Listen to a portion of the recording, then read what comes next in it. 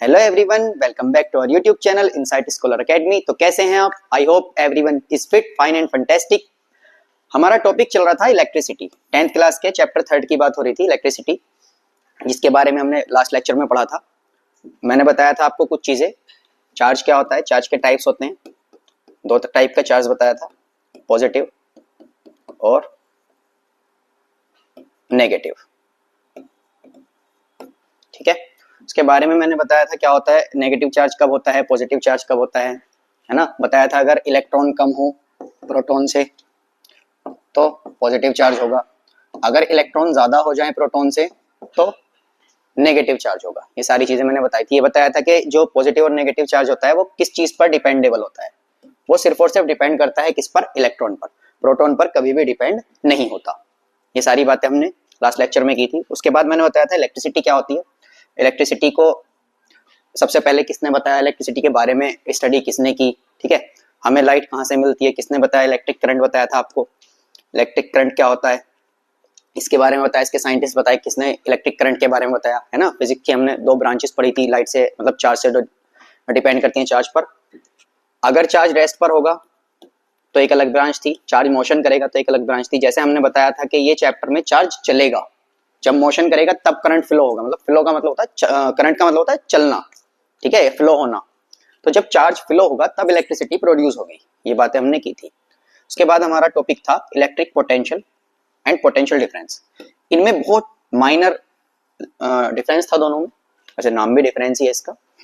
क्या डिफरेंस था, अगर हम किसी चार्ज को इनफाइनाइट से किसी इलेक्ट्रिक फील्ड में लेकर आएंगे तो होगा इलेक्ट्रिक पोटेंशियल, और अगर हम किसी चार्ज को इनफाइनाइट से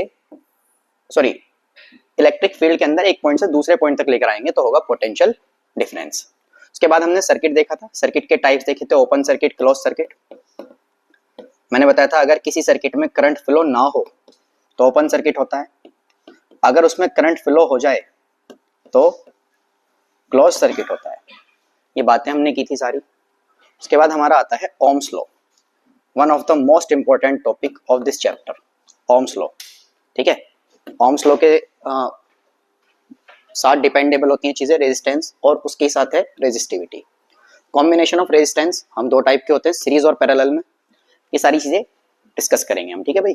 चलिए, लास्ट हमने टॉपिक छोड़ा था, आपको बताया था सर्किट के कुछ सिंबल्स बताए थे। जैसे सर्किट है, symbols of some commonly used components in circuit diagrams. ये सारी चीजें हमने आपको लास्ट लेक्चर में बता दी। अब आता है हमारा ओम्स लॉ। ओम्स लॉ क्या है, ओम्स लॉ बताने वाले थे जॉर्ज साइमन ओम। इनके ही नाम पर इसका लॉ है, तो सिंपल सी बात है कि ओम के ही नाम पर होगा। बताने वाले थे जॉर्ज साइमन ओम्स। इन्होंने क्या बताया था, अगर किसी सर्किट की जो फिजिकल प्रॉपर्टीज होती हैं, जैसे लेंथ और एरिया वगैरह, या किसी भी कंडक्टर की फिजिकल प्रॉपर्टीज को कांस्टेंट रखा जाए, उनको चेंज ना किया जाए, देखो, तब उसमें जो है जो इलेक्ट्रिक पोटेंशियल होता है या पोटेंशियल डिफरेंस होता है, उसकी हम बात कर रहे हैं। पोटेंशियल डिफरेंस उसके करंट के डायरेक्टली प्रोपोर्शनल होता है। देखते हैं क्या कहा था। George Simon Ohms established a relationship between the electric current flowing through a conductor and the potential difference across its end। किस के बीच में बताया था भाई, इलेक्ट्रिक करंट के बताया था। अगर किसी कंडक्टर में जितना इलेक्ट्रिक करंट फ्लो हो रहा है और उसके ही पोटेंशियल डिफरेंस के बारे में बताया था। इन दोनों के बारे में एक लॉ दिया था जिसको कहते हैं Ohm's law, due to which current flows, जिसकी वजह से करंट फ्लो होता है। क्या था law, if physical properties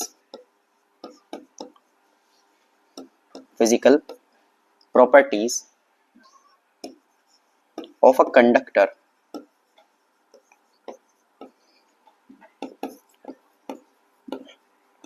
remain constant,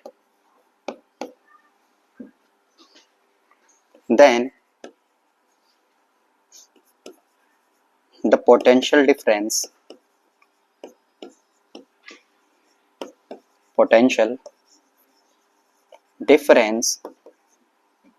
between the conductor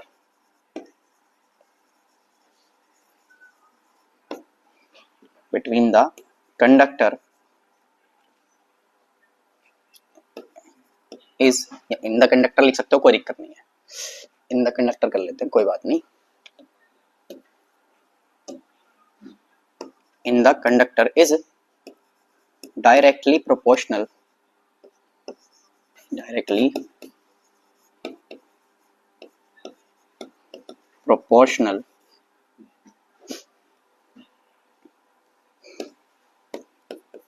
to the current flowing in that conductor। क्या बताया था भाई? If physical properties, physical property में क्या क्या आ जाता है, हम लिख सकते हैं लेंथ, एरिया, इवन टेम्परेचर भी बोल सकते हो आप, के टेम्परेचर भी इसी में आ जाएगा, कोई प्रॉब्लम नहीं, ठीक है। Remain constant then the potential difference in the conductor is directly proportional to the current flowing in that conductor। मतलब के जो हमारा V होगा वो डायरेक्टली प्रोपोर्शनल होगा किसके भाई? I के। ये था ओम्स लॉ, ठीक है। और हम सब जानते हैं मैथ हमें ये कहता है कि अगर हमें प्रोपोर्शन हटाना है तो हमें इक्वल लगाना पड़ेगा। तो हम एक कांस्टेंट वैल्यू लेंगे जिसको बोलेंगे, हम R से डिनोट करेंगे, और इस R को बोलते हैं रेजिस्टेंस। क्या बोलते हैं भाई? रेजिस्टेंस बोलते हैं। अब एक चीज याद रखनी है आगे के लिए, मैं हमेशा बता रहा हूं, जब हम कोई कांस्टेंट लेते हैं तो वो उस इक्वेशन में आने वाली किसी भी वैल्यू पर डिपेंडेबल नहीं होता। जैसे मैं V की बात करूं और I की बात करूं, R हमारा ना तो V पर डिपेंडेबल है ना ही I पर डिपेंडेबल है, ठीक है, याद रखेंगे। R ना तो हमारा V पर डिपेंडेबल है ना ही I पर डिपेंडेबल है। इसका ग्राफ जरूर हम बनाएंगे, ठीक है, सारी चीजें बनाएंगे, हम इसे कम ज्यादा भी कर सकते हैं, ठीक है, इनके अकॉर्डिंग। लेकिन ये मोस्टली जो डिपेंडेबल है वो किस पर डिपेंडेबल है भाई? वो मटेरियल पर डिपेंडेबल है कि हम किस मटेरियल को यूज कर रहे हैं, ठीक है। उसमें की भी एक कंडीशन होगी, बताऊंगा मैं अभी, ठीक है। तो इतनी चीज याद रखनी है। V इक्वल होता है IR। तो रेजिस्टेंस क्या होता है? रेजिस्टेंस की अगर मैं बात करूं, आगे लिखा हुआ नहीं है, रेजिस्टेंस की बात कर लेते हैं जरा।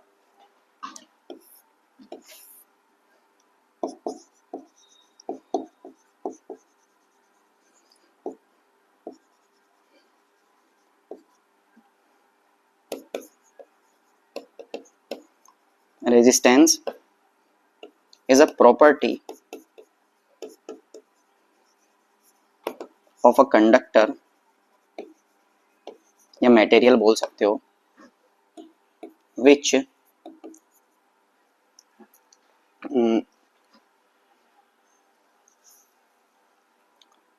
slowing down, बाधा होते हैं इसलिए बोलते हैं slowing down current flow. Simple language में अगर मैं कहूँ कि जो हमारा करंट फ्लो होता है उसको कम करने का काम करता है क्या? रेजिस्टेंस। इसके रास्ते में रुकावट है ये। जैसे सर्किट के अंदर करंट फ्लो हो रहा है तो उसकी रुकावट के लिए क्या आता है? रेजिस्टेंस आता है, ठीक है। देखा होगा वायर गर्म हो जाती है, बताएंगे सारी चीजें। चलिए नोट पॉइंट क्या है, अच्छा देख लें एक बार। क्या बताया था? अगर किसी कंडक्टर की, किसी ऑब्जेक्ट की फिजिकल प्रॉपर्टीज कांस्टेंट रहें तो उसमें बहने वाली धारा या उसमें फ्लो होने वाला जो करंट होगा या उसका जो पोटेंशियल डिफरेंस होगा वो एक दूसरे के डायरेक्टली प्रोपोर्शनल होंगे। उसके लिए हमने कांस्टेंट यूज करा है R। R होता है रेजिस्टेंस, ठीक है भाई। चलिए नोट पॉइंट क्या है? It is obvious from the Ohm's law equation that the current through a resistor is inversely proportional to the resistance, ठीक है। रेजिस्टेंस के इनवर्सली प्रोपोर्शनल होता है क्या? करंट। देखो अगर मैं यहां से वैल्यू निकालूं R की, तब V अपॉन I, तो क्या होगा? I जो होगा वो इनवर्सली प्रोपोर्शनल होगा, जैसे मैंने यहाँ लिखा है। अगर मैं R को बढ़ाऊंगा तो I घट जाएगा। If I increase the R then I will decrease, ठीक है भाई। अगर मैं R की वैल्यू बढ़ाऊंगा तो I की वैल्यू घट जाएगी, हमने पहले डिस्कस किया हुआ है। Through a resistor is inversely proportional to its resistance. If the resistance is double, then the current gets halved. अगर देखो किसी सर्किट में करंट फ्लो हो रहा है I, एग्जांपल से समझाते हैं। करंट क्या है? I। रेजिस्टेंस क्या है इसका? R। और इलेक्ट्रिक पोटेंशियल क्या है, या पोटेंशियल डिफरेंस लेते हैं। पोटेंशियल डिफरेंस क्या है, V।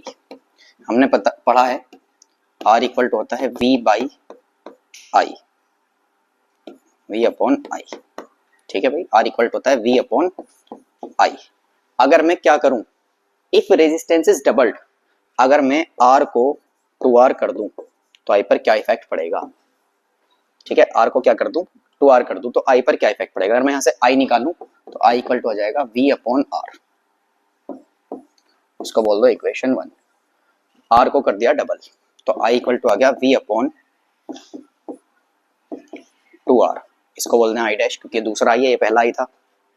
तो I इक्वल टू आ जाएगा V upon R into 1 upon 2, V upon R into 1 upon 2। और I equal to V upon R क्या है, I है, तो I डैश इक्वल टू क्या आ जाएगा, I अपॉन 2। तो देखो I जो हो जाएगा हमारा क्या हो जाएगा, हाफ हो जाएगा। सिर्फ वैल्यू रख सकते हैं हम, इक्वेशन को सेटिस्फाई करने के लिए हमने वैल्यू रखी। I इक्वल टू था V अपॉन R, इक्वेशन 1 बोलो, I डैश निकाला क्योंकि हमने R बढ़ाया। तो जैसे कि लिखा हुआ है कि अगर हम एक की वैल्यू बढ़ाएंगे तो दूसरे की वैल्यू खुद बढ़ जाए, सॉरी कम हो जाएगी। हमने पढ़ा ना अभी, ये डायरेक्ट इनवर्सली प्रोपोर्शनल है। अगर मैं R को बढ़ाऊं तो V कम हो जाएगा। देखो मैंने R को बढ़ाया, R को 2 कर दिया तो हमारा I जो हो गया वो हाफ हो गया। चलिए आगे क्वेश्चन है हमारा, क्वेश्चन क्या है, how much work is done in moving a charge of 2 coulomb across 2 points having a potential difference 12 volt। Charge है 2 कूलम और पोटेंशियल डिफरेंस क्या है, पोटेंशियल डिफरेंस है 12 वोल्ट। ये पूछ रहा है कितना वर्क डन होगा।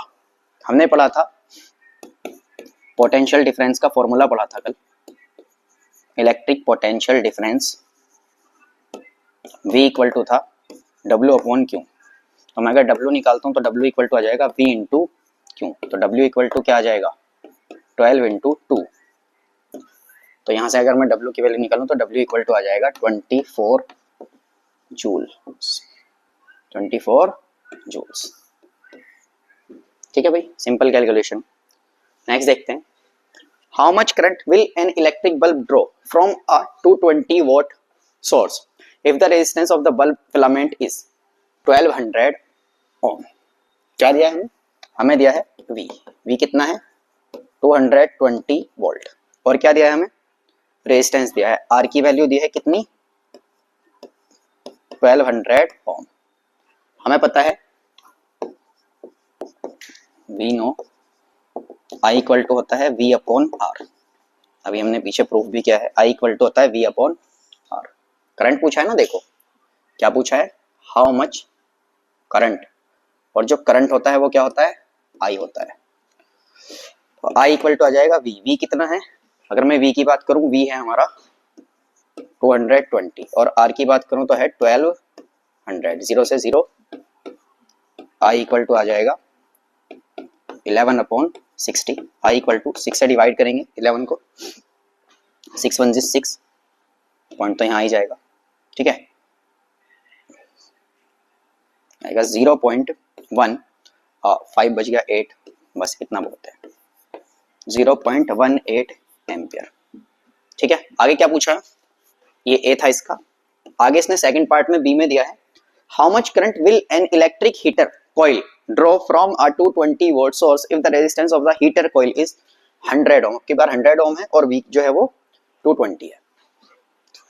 बी की बात कर रहे हैं, वी कितना दिया है 220 वोल्ट। ठीक है, और वैल्यू दी है हमें किसकी, आर की वैल्यू कितनी दी है 100 ओम। कितनी दी है भाई, आर इक्वल टू है 100 ओम। हमें पता है आई इक्वल टू होता है वी अपॉन आर। तो आई की अगर मैं बात करता हूँ वी कितना है 220, आर कितना है 100, डिवाइड करेंगे तो आई इक्वल टू यहाँ से आ जाएगा 2.2 एम्पियर, 2.2 एम्पियर। ठीक है भाई, आई होप समझ आया हो।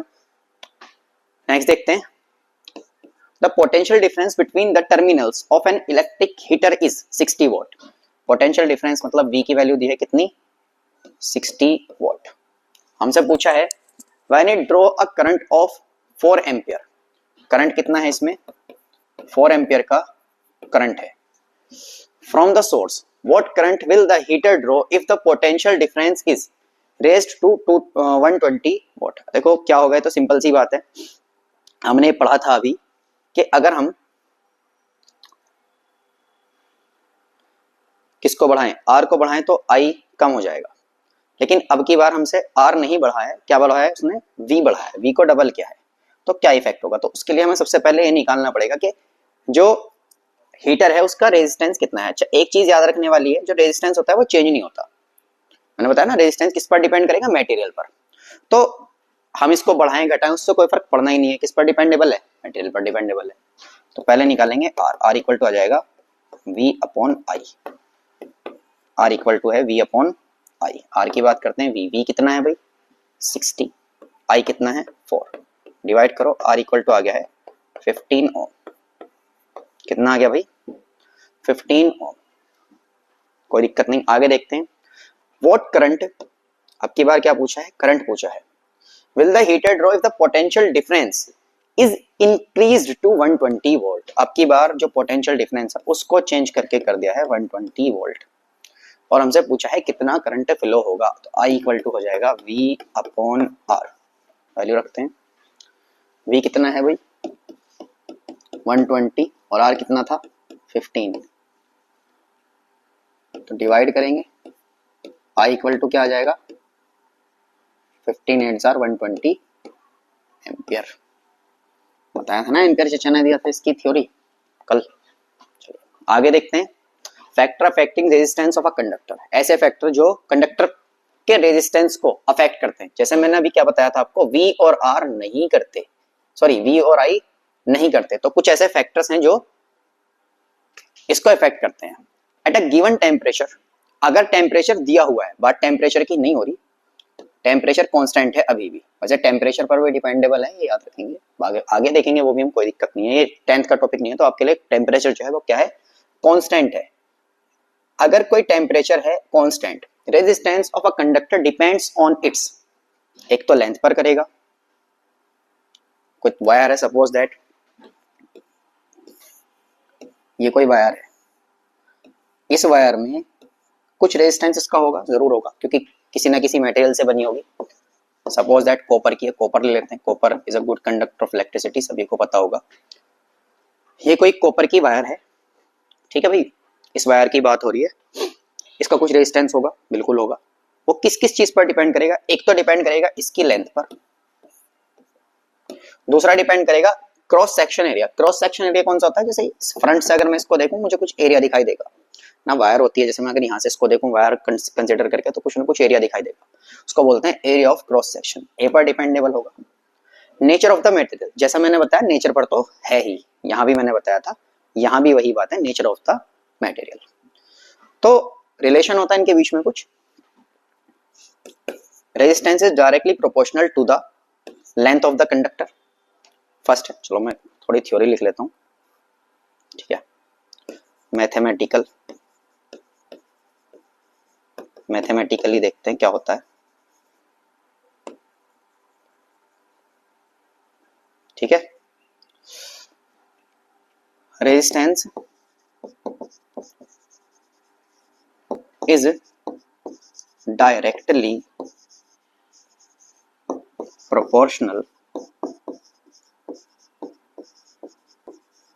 proportional to length of conductor L, directly proportional है किसके, L के, मतलब के जो R होगा वो डायरेक्टली प्रोपोर्शनल होगा L के, इसको बोल दो इक्वेशन 1। और दूसरा होगा resistance is inversely proportional, is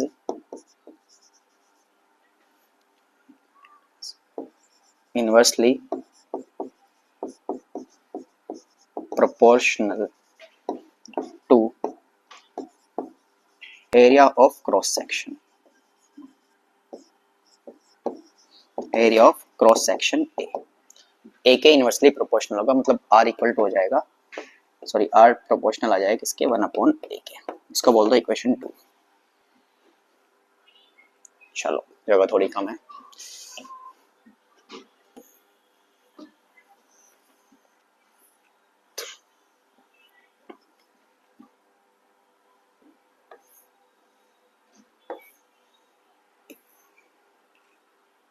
ठीक है भाई,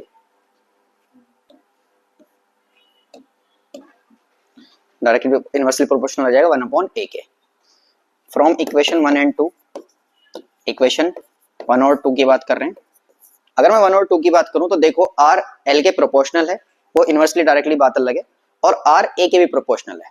ठीक है, तो आर आ जाएगा डायरेक्टली प्रोपोर्शनल टू एल और इनवर्सली प्रोपोर्शनल टू ए। तो यहां से अगर मैं वैल्यू निकालूं तो आर इक्वल टू आ जाएगा rho L upon A, where rho is a constant, सभी को पता है, और इसको बोलते हैं रेजिस्टिविटी। रेजिस्टिविटी क्या बोलते हैं भाई, रेजिस्टिविटी। और ये भी किस पर डिपेंड करती है, सिर्फ और सिर्फ material of the conductor. Resistivity is only dependable on the material of the conductor, depends on material of conductor. इसको लेंथ से कुछ लेना देना नहीं, और इसको एरिया से भी कुछ लेना देना नहीं। ये बहुत इंपॉर्टेंट फॉर्मूला है, आपके क्वेश्चन में यूजफुल है, याद रखेंगे। ठीक है, आगे देखते हैं। Where rho is a constant known as the resistivity of the material of the conductor, जैसे मैंने अभी बताया पीछे, its value depends only on the nature of the material of the conductor and the temperature is independent of the dimensions. ये किस किस पर depend करता है, एक तो टेम्परेचर पर करता है, जैसे मैंने अभी बताया ना आपको, टेम्परेचर पर भी डिपेंड करेगा। तो टेम्परेचर पर क्या डिपेंड करेगा, रो डिपेंड करेगा। ठीक है भाई, रो डिपेंड करेगा और मटेरियल पर। और ये नहीं करता, इंडिपेंडेंट होता है किस किस के लिए, लेंथ के और क्रॉस सेक्शन एरिया के लिए, कंडक्टर के। ठीक है भाई, इंडिपेंडेंट होता है। आई होप इतना समझ आया हो। ठीक है, आगे देखते हैं पॉइंट्स टू रिमेंबर। कुछ पॉइंट्स हैं जो रिमेंबर रखने, याद रखने आपको।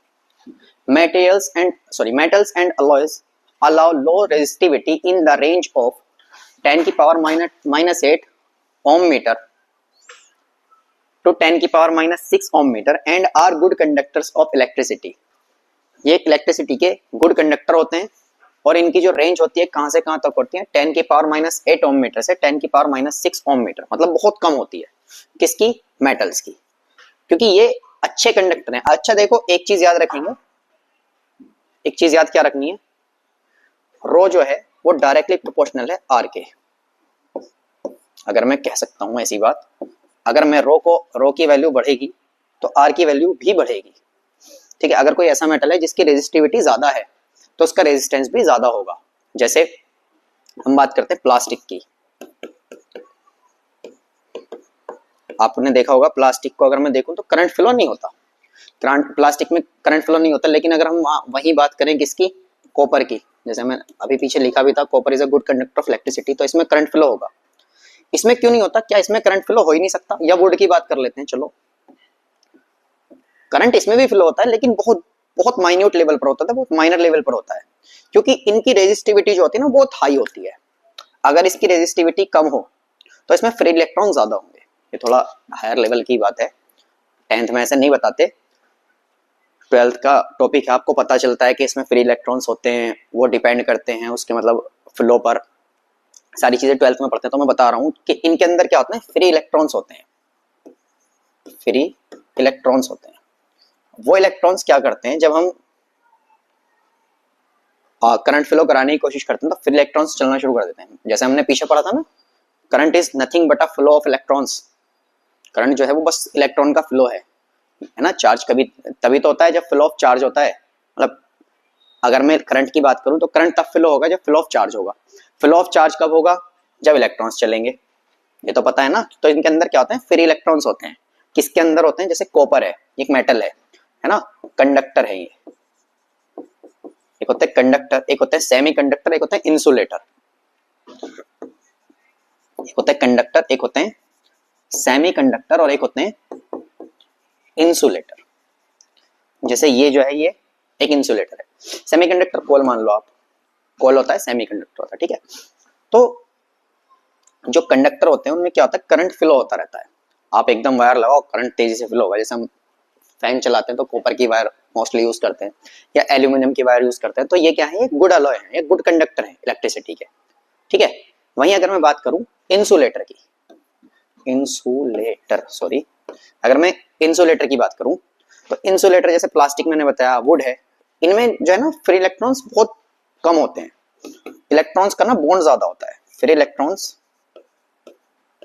बहुत बहुत बहुत बहुत लो लेवल पर होते हैं, इसमें फ्री इलेक्ट्रॉन्स बहुत ज्यादा होते हैं, ठीक है। तो जैसे फ्री इलेक्ट्रॉन होंगे तो उन्हें चलने में ना प्रॉब्लम होगी, फ्लो तो होगा लेकिन कंप्लीट नहीं हो पाएगा, इसलिए हमें करंट नहीं लग पाएगा। जैसे हमने कहीं वायर लगाया तो उसके आसपास का कुछ एरिया मान के चलो कि करंट फ्लो होगा, बिल्कुल बिल्कुल अगर उसके पास ही आप अपनी फिंगर को रख के देखोगे तो करंट लग सकता है। क्यों? क्योंकि करंट मैंने बताया ना फ्री इलेक्ट्रॉन है लेकिन कम है, इसमें थोड़े ज्यादा होते हैं। तो वही वाली बात है, ये डिपेंड करता है किस पर, नेचर पर या मटेरियल पर, ठीक है। क्योंकि गुड कंडक्टर होते हैं मेटल्स तो इनकी रेजिस्टिविटी कम होती है। अच्छा, ये रेजिस्टिविटी की मैं यहां लिख देता हूं, रेजिस्टिविटी रो की यूनिट है ओम मीटर। आप देखना चाहें तो कहां से ही देख सकते हैं, सॉरी ओम मीटर इनवर्स, अरे सॉरी रो की ओम मीटर, रो की बात करते हैं, लेंथ से लेंथ यहां देख लेते हैं। आर इक्वल टू क्या है, रो एल को मैं लिख सकता हूं मीटर और इसको लिख सकता हूं मीटर स्क्वायर, मीटर स्क्वायर से मीटर खत्म, मीटर इनटू ओम, तो ओम मीटर आ गया, ठीक है, यूनिट है ओम मीटर। चलिए आगे देखते हैं insulator. Insulator like rubber and glass have a resistivity of the order in the order of 10 की पावर 12 टू 10 की पावर 17 ओम मीटर। बहुत हाई, देखो कितना डिफरेंट है। अब जब डिफरेंस इतना ज्यादा है तो इसीलिए इनमें करंट फ्लो नहीं होता, इनमें करंट फ्लो होता है, ठीक है। Resistance as well as the resistivity of the material varies with temperature। अगर टेम्परेचर बढ़ेगा घटेगा तो उस पर डिपेंड होगी।